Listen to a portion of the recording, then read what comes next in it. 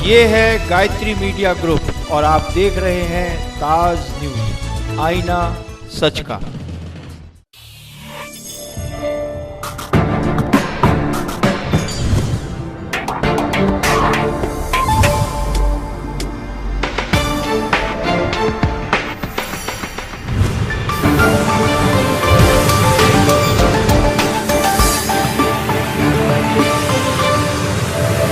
नमस्कार, आप देख रहे हैं ताज न्यूज और आपके साथ मैं हूं नेहा। बुलेटिन की शुरुआत करेंगे विस्तार से, लेकिन आज सबसे पहले देखेंगे इस वक्त की हेडलाइन। घर के बाहर खड़ी विवाहिता पर बाइक सवार ने बरसाई गोलियां, गंभीर रूप से घायल पीड़िता निजी अस्पताल में भर्ती, परिजन हैं खामोश। निगम के बाद अब जिला प्रशासन भी सख्त हुआ अतिक्रमणकारियों के खिलाफ, कई विभागों की टीम के साथ हटवाया अवैध निर्माण, नहीं सुनी कोई सिफारिश। के व्यापारियों ने जिला प्रशासन के समक्ष रखी बिजली कटौती की समस्या, मिल गया आश्वासन, उचित कदम उठाए जाने का दिलाया भरोसा। ताजमहल के पूर्वी गेट पर हुआ ई टिकटिंग का शुभारंभ, लंबी कतारें और टिकट धांधली से मिलेगी निजात।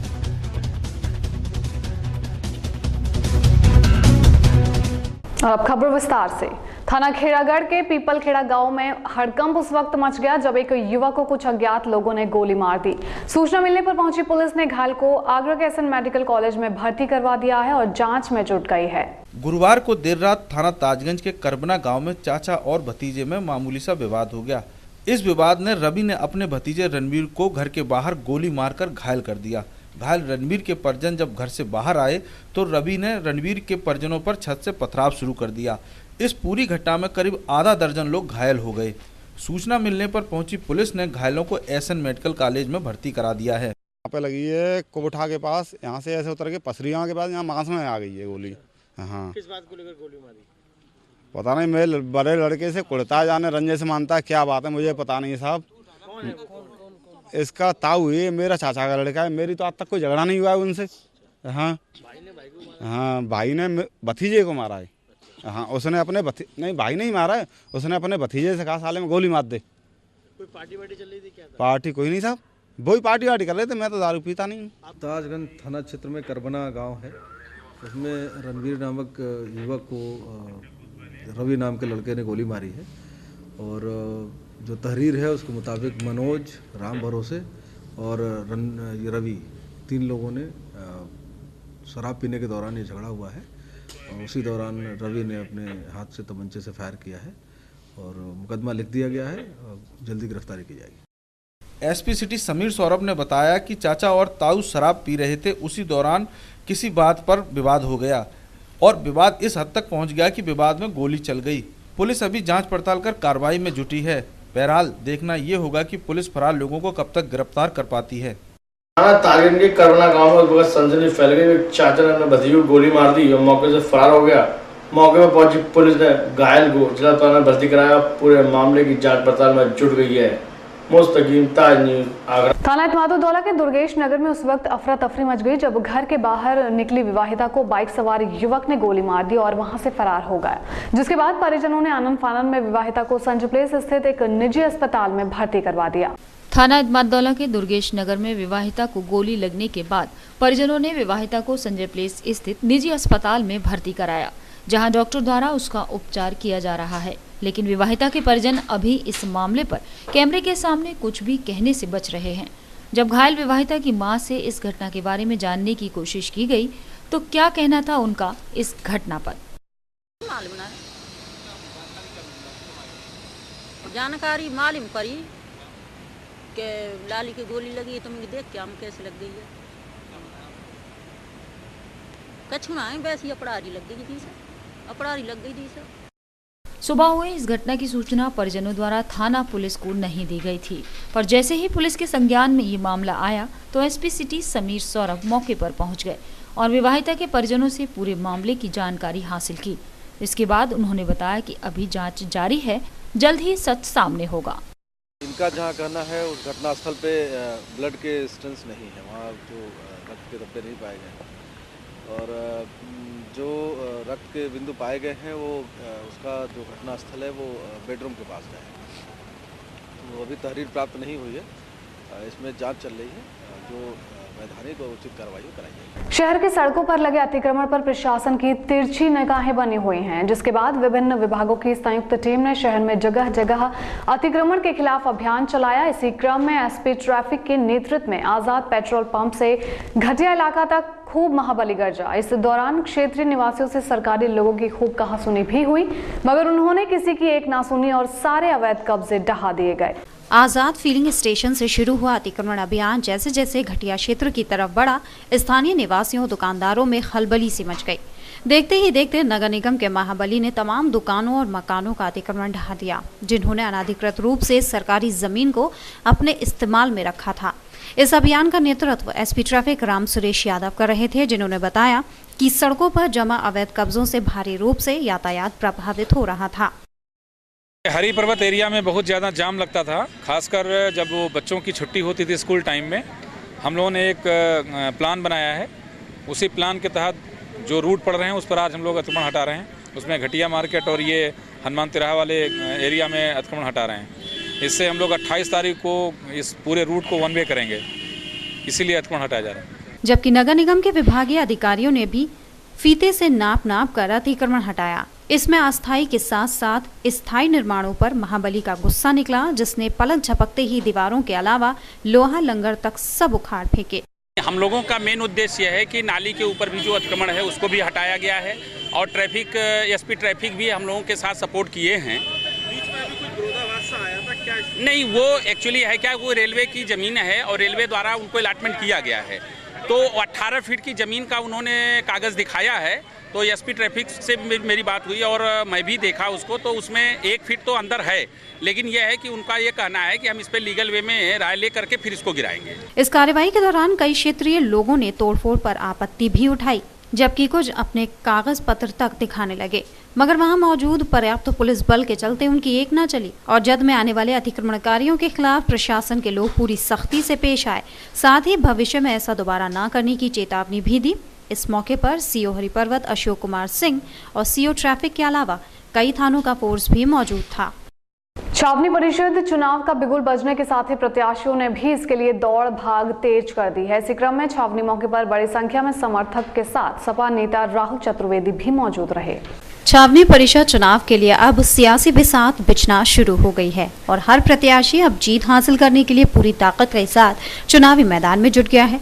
वार्ड नंबर 5 से एक बार फिर चुनाव लड़ रहे मौजूदा मेंबर अजीम मलिक ने इस बार भी जनता के बीच जाकर वोट मांगना शुरू कर दिया है।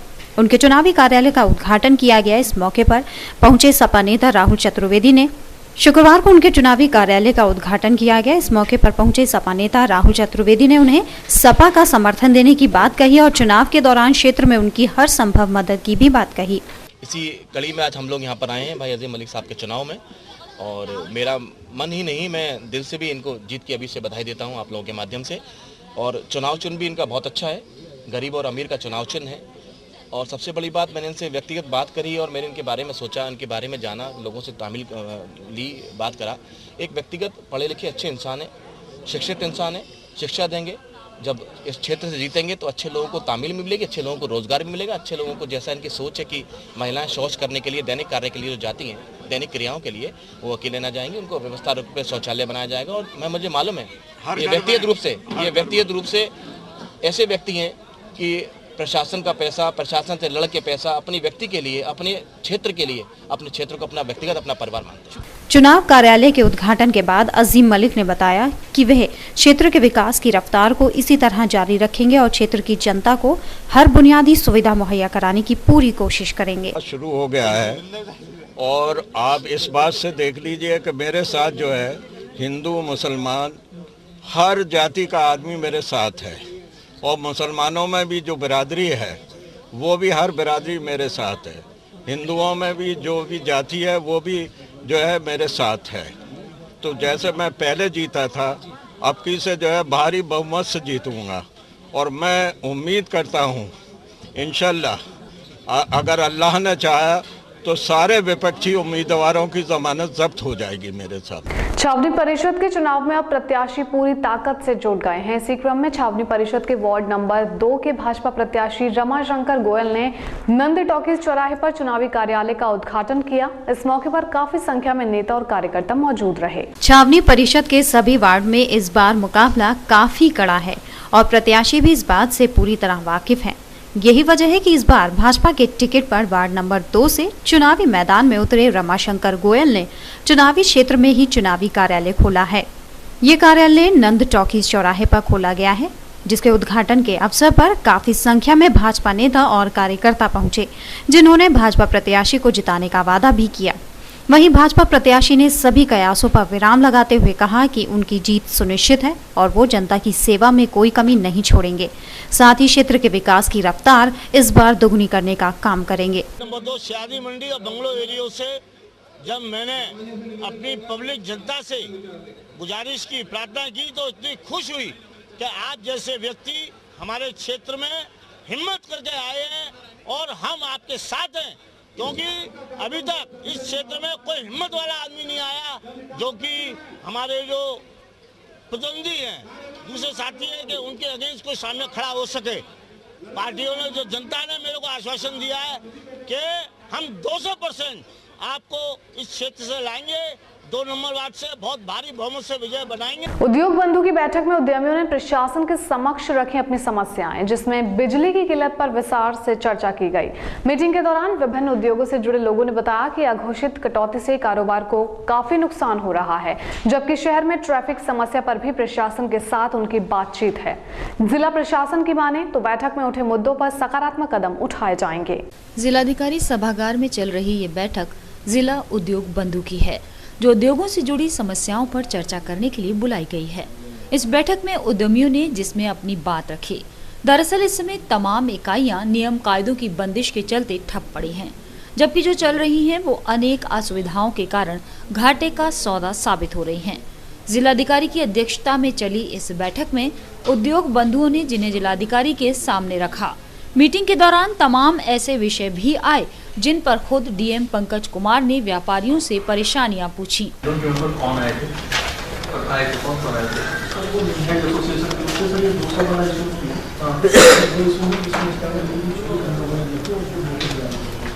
वो खत्म हो रहा है, चिंता मत करिए।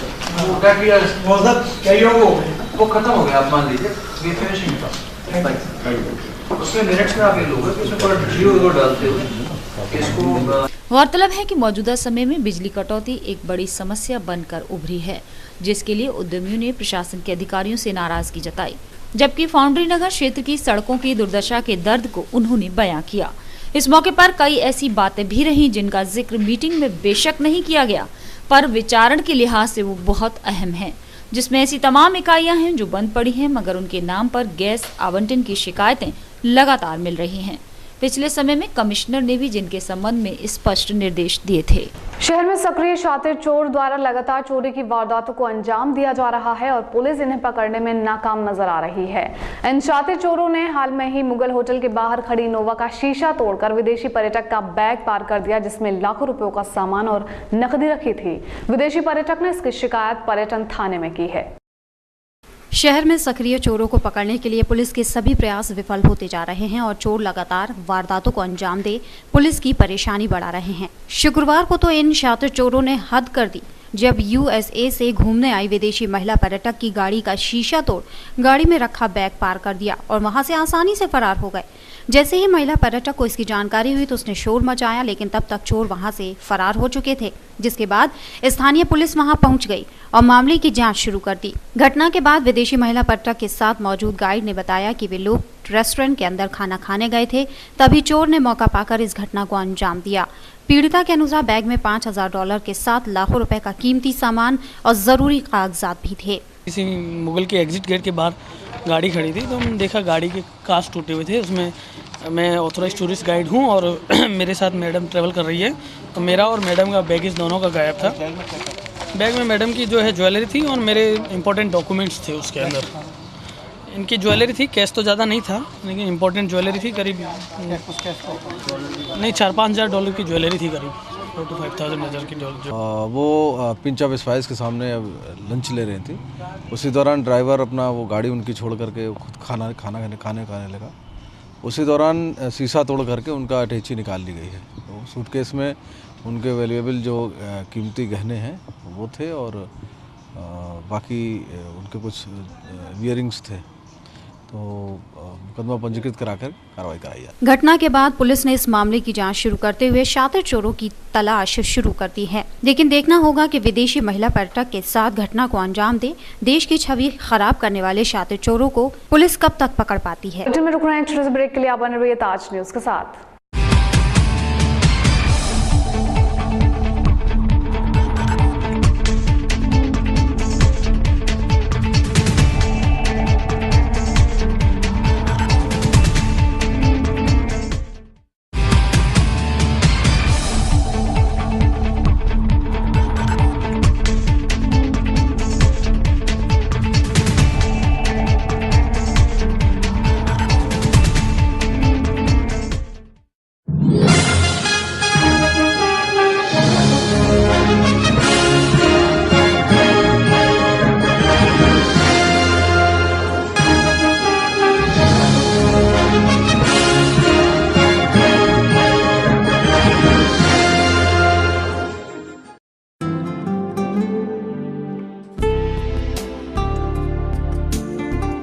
सरल हुआ, सुगम हुआ नया विद्युत संयोजन। अब टोरंट पावर में नया विद्युत संयोजन का आवेदन करना और भी सरल हुआ। आप निम्नलिखित दस्तावेजों के साथ हमारे किसी भी ग्राहक सेवा केंद्र में संपर्क करें और शीघ्र नया संयोजन पाएं। जैसे ग्राहक द्वारा भरा हुआ आवेदन पत्र, परीक्षण पत्र, लाइसेंस, विद्युत ठेकेदार द्वारा प्रमाणित आवेदक का एक पासपोर्ट साइज फोटो, पहचान पत्र की प्रतिलिपि, यदि उपभोक्ता गरीबी रेखा के अंतर्गत है तो बीपीएल राशन कार्ड की प्रतिलिपि। जहां संयोजन अपेक्षित है उस जगह पर कोई बकाया राशि न होने का घोषणा पत्र 10 रुपए के स्टाम्प पेपर पर, अपेक्षित परिसर का स्वामित्व प्रमाण पत्र की प्रतिलिपि या उसके अभाव में 100 रुपए के स्टाम्प पेपर पर क्षतिपूर्तिबद्ध पत्र। यदि आवेदक उस परिसर का स्वामित्व नहीं है तो स्वामित्व प्रमाण पत्र के साथ मालिक द्वारा प्रमाणित अनापत्ति प्रमाण पत्र।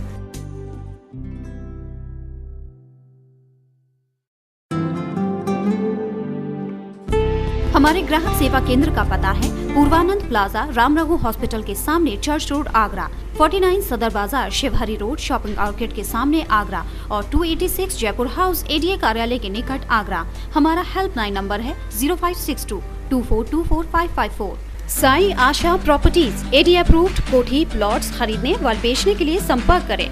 ताज नगरी 2 में एडीए अप्रूव्ड प्लॉट्स के लिए संपर्क करें।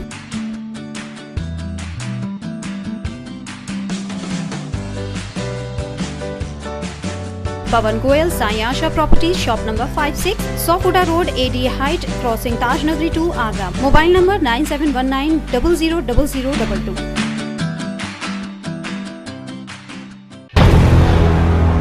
इसी एकता के मंत्र को लेकर के ये देश आगे बढ़े। साइकिल भी सस्ती कर दी। अच्छा, कईयों की चुनाव ऐसे हैं जिसमें टैक्स कमी नहीं कर सकते। मैं केवल मंत्री पद से नहीं, सांसद से भी इस्तीफा दे रहा हूं। संगठन जो है अध्यक्ष का विरोध कर रहे हैं, पार्टी का नहीं विरोध कर रहे।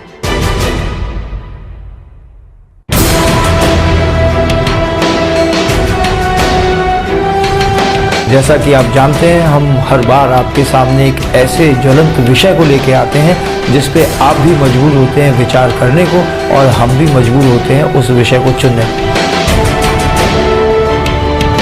क्या हम देशभक्त हैं? प्रश्न के साथ साथ बहुत बड़ा एक विचार मंथन हमें करना है।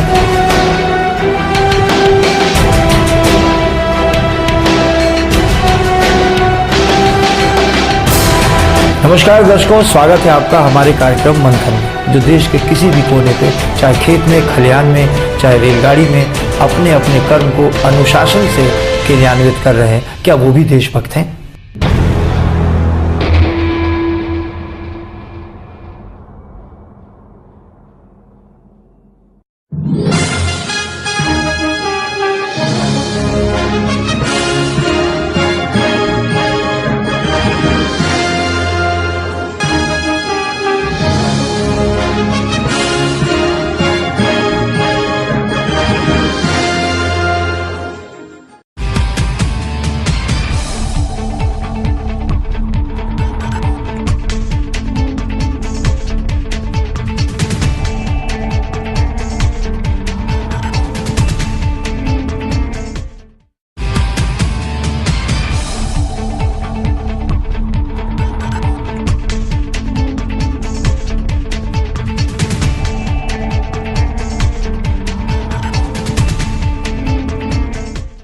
ब्रेक के बाद आइए शुरुआत करते हैं अगली खबर की। रोडवेज एम्प्लॉयज यूनियन ने 29 दिसंबर से आंदोलन की धमकी दी है, जिनकी सहायक क्षेत्रीय प्रबंधक के साथ हुई वार्ता पूरी तरह से सफल नहीं रह सकी। कर्मचारी नेताओं ने बताया कि उनकी 12 सूत्रीय मांगों को लेकर बुलाई गई बैठक में रोडवेज प्रबंधक ने हमेशा की तरह से इस बार भी टालमटोल कर दिया, जिससे रोडवेज कर्मचारी बेहद नाराज हैं और उन्होंने आंदोलन का ऐलान कर दिया है। अंतर्राज्यीय बस अड्डे पर जमा ये लोग रोडवेज एम्प्लॉयज यूनियन के पदाधिकारी हैं, जिन्हें सहायक क्षेत्रीय प्रबंधक आगरा फोर्ट द्वारा वार्ता के लिए बुलाया गया था, मगर विभागीय लोगों ने बैठक के लिए निर्धारित 12 सूत्रीय मांगों पर कई पर विचार करने में असमर्थता ही जाहिर कर दी। इससे कर्मचारी नेताओं में असमंजस की स्थिति पैदा हो गई। इनकी माने तो इन मांगों के संदर्भ में पहले से ही नोटिस दिया गया था, मगर फिर नानुकुर से उनका माथा ठनक गया और वार्ता विफल हो गई। प्रबंधक ने आज हमको वार्ता में बुलाया, शिष्टमंडल हमारा ARM से बात करने पहुंचे हम लोग, तो उन्होंने पॉइंट था हमारा कि गाड़ियों की जर्जर हालत है, इनको सही कराया जाए, उसके बाद मार्ग पर दौड़ाया जाए। जैसे वाइपर नहीं है, आज की मौसम की हालत ऐसी है कि बगैर वाइपर के चालक गाड़ी का संचालन नहीं कर सकता है। तो उन्होंने ये कहा कि ये मेरा काम नहीं है, ये उच्च अधिकारियों का कार्य है। तो हमने उनसे कहा, मैं आप आश्वासन दे दीजिए हमें कि आप कब तक सही करा देंगे। तो उन्होंने कहा मैं आश्वासन भी नहीं दे सकता। ऐसी कंडीशन में मजबूर होकर हमें वार्ता को विफल करना पड़ा और आने वाली 29/12/2014 से हम आंदोलन शुरू की 95% की परसेंटेज ऐसी होगी जिसका किसी न किसी रूप में सहायक क्षेत्रीय प्रबंधक और सीनियर फोरमैन के द्वारा शोषण किया जा रहा है। और इससे पहले जो फोरमैन थे उनके द्वारा इतना शोषण नहीं किया गया। ये फोरमैन साहब विभाग को गुमराह करते हुए कर्मचारियों का शोषण कर रहे हैं और गलत तरीके से कर्मचारियों के ऊपर द्वेष भावनापूर्वक कार्रवाई करते आ रहे हैं। इसके एवज में 22 तारीख को हमने नोटिस इनको ज्ञापन दिया था, जिसके अंदर ज्ञापन देने के बाद हमने इनसे वार्ता के लिए इन्होंने आज का समय दिया था, लेकिन ARM साहब भी यूँ कह रहे हैं कि खराब गाड़ियाँ हमें ऐसे ही चलवाएंगे, इसको चलानी है वो चलाए, हमारा कार्य ऐसा ही रहेगा, आपको जो चाहे वो कदम उठाएं, मैं इस पर कुछ नहीं करता। कर्मचारी नेताओं ने बताया कि डिपो में कार्यरत कुछ अधिकारी कर्मचारी विरोधी मानसिकता के साथ काम कर रहे हैं, जिसके चलते इस प्रकार की असुविधाजनक स्थिति पैदा हो जाती है, मगर अब वो शांत बैठने वाले नहीं हैं। एम्प्लॉयज यूनियन ने ऐलान किया कि आने वाले 29 दिसंबर से संगठन के बैनर तले एक बड़ा आंदोलन किया जाएगा, जिसकी पूरी जिम्मेदारी रोडवेज विभाग और उसके हठधर्मी अधिकारियों की होगी। 2017 के लिए बहुजन समाज पार्टी में बिछने लगी हैं अब बिसातें। विधानसभा चुनाव को लेकर जिसके पदाधिकारियों की सक्रियता बढ़ गई है। विधानसभा कमेटियों के गठन के बाद संगठन के कर्णधारों की निगाहें जहां सेक्टर कमेटियों पर जम गई हैं, तो वहीं पार्टी को बूथ स्तर तक ले जाना इस बार उनके लिए एक बड़ा सरदर्द साबित हो रहा है। चुनाव चाहे कोई सा भी हो, बहुजन समाज पार्टी में उसकी तैयारी पहले से ही शुरू हो जाती है, जिसमें वो आज भी पीछे नहीं है। वर्ष 2017 के विधानसभा चुनाव को अपना अगला लक्ष्य मानकर चल रही पार्टी का फोकस इस समय संगठन को मजबूत करने पर है। जिला कमेटी के गठन के बाद जिसने लोकसभा प्रभारियों की सूची जारी करने का काम किया, जबकि बीते सप्ताह बसपा ने अपने विधानसभा पदाधिकारियों की सूची भी जारी की थी। अब उसका ध्यान सेक्टर कमेटियों के गठन पर लगा हुआ है, जिसमें पार्टी के लोगों की लगन व निष्ठा को ध्यान में रखकर नियुक्ति की जा रही है। इसके लिए बाकायदा कैडर कैंप्स लगाए जा रहे हैं और कार्यकर्ताओं को आला कमान की मंशा से भी वाकिफ कराया जा रहा है। दरअसल बीते लोकसभा चुनाव में औंधे मुंह गिरी बहुजन समाज पार्टी ने एक बार फिर से होश संभाला है और मिशन यूपी के लिए कमर कस ली है। पार्टी के लोगों की माने तो पिछले पार्लियामेंट चुनाव के परिणामों से नीले खेमे के थिंक टैंक ने काफी सबक लिया है और उसी को ध्यान में रखकर आगे की कार्रवाई चल रही है। गौरतलब है कि संगठन की मिसफीडिंग का खामियाजा पार्टी को लोकसभा चुनाव में हार के रूप में देखना पड़ा, जिसके चलते इस बार दूध की जली बसपा छाछ भी फूंक फूंक कर पी रही है और उसके नेता इस बार अपनी सुप्रीमो को फील गुड कराने के लिए कोई कसर छोड़ना नहीं चाहते। रोडवेज विभाग की नजरअंदाजी के चलते किसी भी पल हो सकता है कोई भी बड़ा हादसा। रोडवेज बसों में आगजनी पर काबू पाने के लिए किसी भी तरह की कोई उपकरण मौजूद नहीं है, जिसको लेकर चालक और परिचालकों ने विभागीय अधिकारियों की ओर से निरंतर लापरवाही बरतने के आरोप लगाए हैं। उत्तर प्रदेश परिवहन निगम के जिम्मेदार अधिकारियों की लापरवाही किसी भी पल यात्रियों की जान जोखिम में डाल सकती है। सुरक्षा की दृष्टि से रोडवेज बसों में आगजनी पर रोकथाम के लिए जहां एक और बसों में अग्निशमन यंत्र होना अनिवार्य है, वहीं उत्तर प्रदेश परिवहन निगम की बसों में इनके स्थान पर चालकों की प्यास बुझाने के लिए पानी की बोतल के स्टैंड के रूप में ये अग्निशमन यंत्र का स्टैंड काम आ रहा है। आगरा रीजन के सैकड़ों बसों में अग्निशमन यंत्र है ही नहीं, तो वहीं दूसरी ओर अधिकारियों के डर से अपनी नौकरी को सुरक्षित रखने के नाम पर कैमरे के सामने ये चालक परिचालक झूठ बोल रहे हैं। अग्निशमन यंत्र था यंत्र है, कहाँ लगा हुआ है? ये ड्राइवर के पीछे है। बस में दिखा रहा है कि नहीं है, फिर भी आप नहीं वो है, रखा हुआ है, वो जरा उसका क्लिप जो है वो ढीला हो गया। काम करेगा अगर? हाँ। बहरहाल सुरक्षा के नाम पर परिवहन विभाग की ओर से बरती जा रही लापरवाही किसी भी बड़े हादसे को दावत दे सकती है, जो सैकड़ों यात्रियों की जान को जोखिम में डालने का काम होगा। ऐसे उपकरणों की गैर मौजूदगी पर आखिर अधिकारी कब अपनी नजर डालते हैं, ये तो आने वाला समय ही तय कर पाएगा। शहर के विश्वविद्यालय स्मारकों पर टिकट प्रणाली को हाईटेक बनाने के लिए शासन ने कार्य करना शुरू कर दिया है। IRCTC के नेतृत्व में ताज के पूर्वी गेट पर ई-टिकटिंग मशीन का परीक्षण सफलतापूर्वक किया गया। इस प्रणाली के शुरू करने का उद्देश्य सैलानियों को लंबी कतारों में लगने से निजात दिलाना और टिकट बिक्री में हो रही धांधली पर अंकुश लगाना है। लंबे समय से चली आ रही टिकट वितरण की मैनुअल प्रणाली को हाईटेक करने के उद्देश्य को लेकर शासन स्तर पर कार्य शुरू कर दिया गया है, जिसको लेकर ताजमहल के पूर्वी गेट पर इसका पहला परीक्षण सफलतापूर्वक किया गया, जिसमें बॉम्बे से IRCTC की टीम द्वारा ई-टिकटिंग मशीन को ओके सर्टिफिकेट मिला। साथ ही आगामी दिनों में इसे सभी स्मारकों पर लगाए जाने की बात भी कही गई। E-ticketing for Taj Mahal, and then we are going live today. This is about lot of security, online booking. People can book tickets sitting at home, and then they can pick one from here.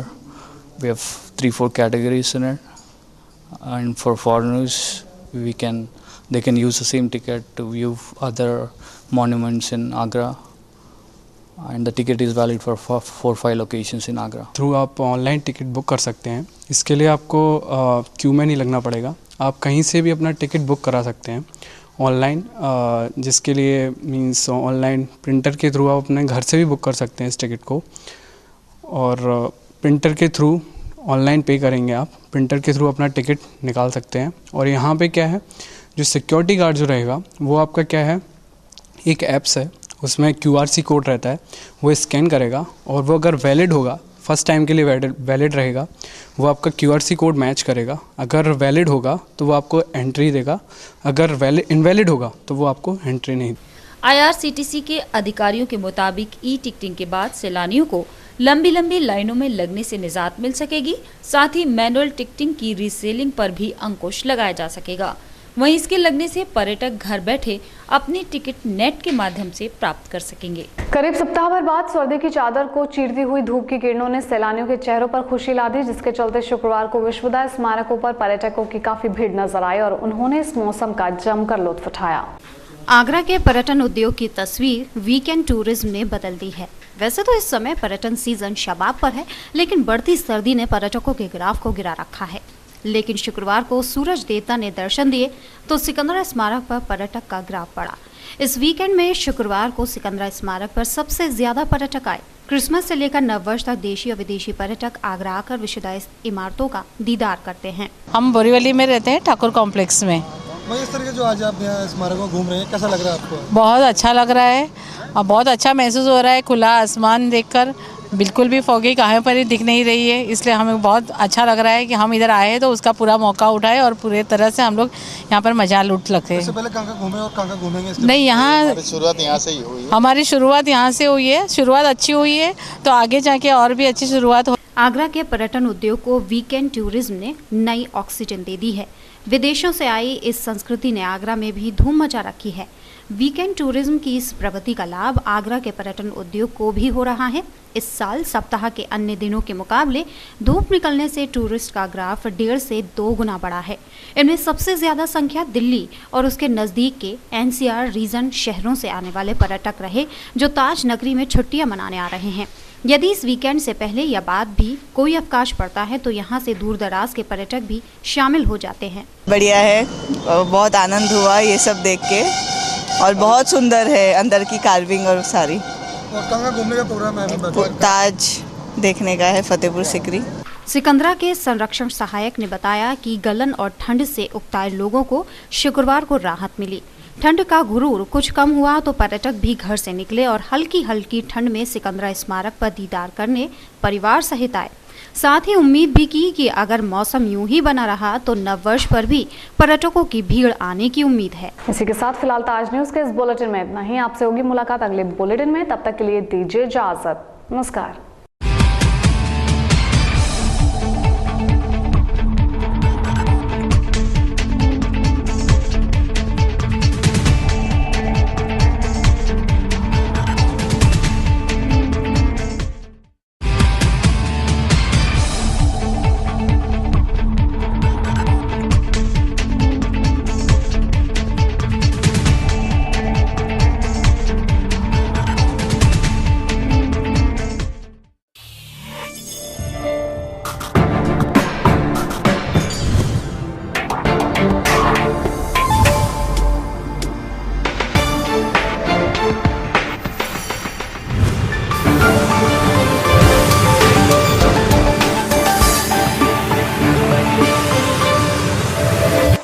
ये है Gayatri media group और आप देख रहे हैं ताज news, आईना सच का।